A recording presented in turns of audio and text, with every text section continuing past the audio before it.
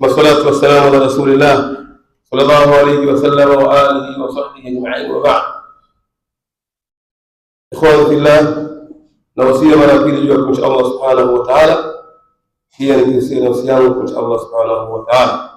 Ndugu zangu katika imani, tunasema yote haya ambayo tumeyataja kwa ufupi yana sababu zake nyingi sana, lakini sababu chache katika hayo ni dhaifu imani wa qillati muraqabati Allah ta'ala, ni ule udhaifu wa imani tuliokuwa nazo. Hili ni sababu moja kubwa sana. Imani kila inavyoshuka ya mwanadamu, sababu asili ya imani inapanda na kushuka. Kwa hiyo muumini ni yule ambaye zinaposoma aya za Allah subhanahu wa ta'ala zinamuongezea imani. Anapotaja Allah subhanahu wa ta'ala, imani inaongezeka na moyo unapata hofu. Lakini baada ya kukosekana kwa imani, ndiyo chanzo na sababu kubwa ya haya tunayoyaona. Bali Mtume anasema man raa minkum munkara falyughayyirhu biyadihi, yule anayeona ovu alizuie kwa mkono, ikiwa hawezi basi aseme, ikiwa hawezi achukie moyoni. Wadhalika adhafu iman, hiyo ni imani dhaifu. Kwa hii ndio daraja ambalo tumefikia waumini wengi, au 90% na ziada. Imani zetu zimekuwa chini sana. Ni wewe uko nyumbani kwako, mtoto wako anatoka na visuruali vya kubana, sema huu ni wakati. Imani yako duni sana.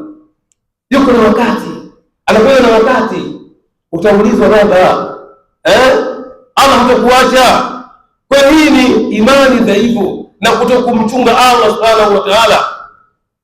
Bali jambo la pili, al-bu'd min Qur'ani wa sunna, ni watu kuwa mbali na Qur'ani, hawajui Qur'ani, hawakusoma wala hawajui, bali sunna za Bwana Mtume wako nazo mbali, kwa maana ya mafundisho na maelekezo ya Mtume watu wameacha mbali. Mtume anasema al-mar'u ala dini khalili,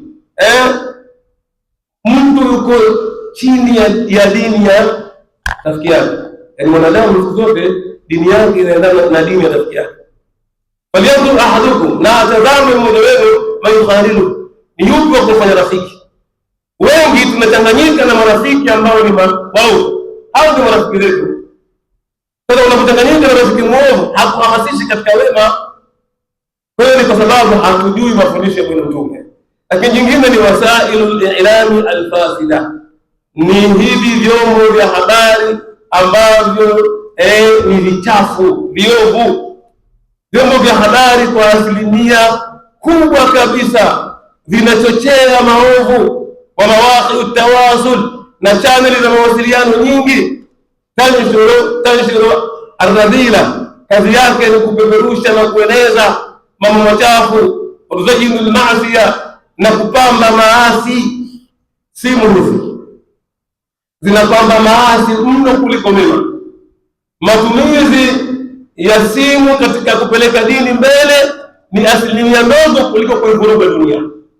Vyombo vya habari vimekuwa hivyo, na mzazi leo, mtoto darasa la 3, la 4, la 5 amekabidhiwa simu, aona kila kitu. Mtoto amekuwa kwenye simu, anafika mbali mno kuliko mzazi. Na tumewafungulia hilo, tumesema ni wakati huu wa sayansi na teknolojia, tukawafungulia watoto hayo. Mtoto anayajua mambo mengi ambayo wewe mzazi huyajui kwenye habari. Lakini kadhalika at-taqrib al-kufar, kuiga makafiri, ni sababu kubwa sana ya mmomonyoko wa maadili. Wal mashahidi, na kuiga wale watu mashuhuri. Tunaona wao ni mashuhuri, wameendelea, amevaa kikuku mguuni mwanaume huko, pengine mishoga, wewe unaiga. Ametoka kuwa sababu ni star, ametoka sikio, ametoka rasta sababu ni star duniani. Mzalo huyu ni star ndani ya jahannam. Sasa wewe unaiga, umekosa kiigizo. Laqad kana lakum fi rasulillah uswatun hasana, mnaye mtume, huyo ndio mfano bora wa kumuiga. Lakini mtume anasema man tashabbaha biqawmin fahuwa minhum, yeyote yule ambaye akijifananisha na watu, basi huyo na yeye atakuwa nao jahannam, wako pamoja. Hivyo tiba ni nini? Tufanyeje ili tuweze kuepukana na mmomonyoko wa maadili? Unasema ataqwallahi wa muraqabatullah, tumche Allah tumche Allah na tumchunge Allah tabaraka wa taala. Allah anasema man yattaqillaha yaj'al lahu makhraja, yule anayemcha Allah atampa njia ya kupita atoke katika magumu. Wewe Muislamu kumcha Allah. Lakini pili, inayatu bitarbiyati al-abna'i wal banati, ni kujilazimisha sana kushughulikia sana malezi ya vijana wetu wa kiume, lakini malezi ya vijana wetu wa kike. Ndugu zangu katika imani, mmomonyoko umekuwa ni mkubwa sana katika malezi. Binti anakuja na boyfriend, kijana, baba huyu rafiki yangu, wako pamoja chumbani, tuna discussion ya somo fulani chumbani. Hakuna kuumba baina ya mwanaume na mwanamke faragha, hawakai wawili mume na mke pamoja faragha, isipokuwa watatu wao ni shetani. La yakhluwana ar-rajulu wa imra'a, asikae faragha mwanaume na mwanamke isipokuwa watatu yao atakuwa ni shetani. Sasa baba, chunga hili, kataa haya, simamia vizuri watoto wako wa kiume wa kike, lakini na wa kiume kadhalika. Sio alete binti nyumbani kwako hati wana discussion ya masomo yao. Kuzana katika dini, mmonyoko wa maadili umekuwa ni mkubwa. Huko mashuleni kwenyewe, huko vioni, tunasikia aibu na fedheha ambazo ziko huko. Huko binti akichangia chuo miaka yake ni 18 20, na huyo ni mkubwa, feel free, yeye yuko free, ni mkubwa, wala haulizi wala hasimamii, anajisimamia mwenyewe. Tunashuhudia katika vyombo vya habari maafa, vifo vinapatikana kwa sababu ya watoto wetu kuporomoka kwao maadili, wanauana huko. Na wewe unataka mtoto wako aende akafe kwa sababu ya mmomonyoko wa maadili, zembea katika malezi. Tumesema kullukum ra'i, kila mmoja katika ninyi ni mchungaji, wa kullukum mas'ulun an ra'iyati, na kila mmoja ataulizwa kwa kile ambacho amekichunga, amekisimamia. Jambo jingine, al-muhafadhatu ala salat, tuhifadhi swala, tuwaamrishe watoto wetu na sisi wenyewe tudumu na swala. Inna salata tanha anil fahsha'i wal munkar, swala inatukataza na mambo machafu, zinaa na mambo maovu. Pia tuamrishe mema. Hili ni jambo kubwa sana ambalo limekuwa na mapungufu. Kila mmoja ni mchungaji jamani, usisubiri kazi hii iwe ni maulama. Hapana, kila mmoja akiona baya, akiona ovu, basi alikemee. Tumesema ikifikia mahali watu hawaamrishi mema wala hawakatazi maovu, basi wasubiri balaa ambalo litashuka. Wattaqu fitnata allati la tusibanna alladhina dhalamu minkum khassa wa'lamu anna Allaha shadidul iqab. Allah anasema iogopeni adhabu ambayo ikiteremka haitomgusa yule ambaye aliyefanya kosa peke yake, bali itawakuta watu wote.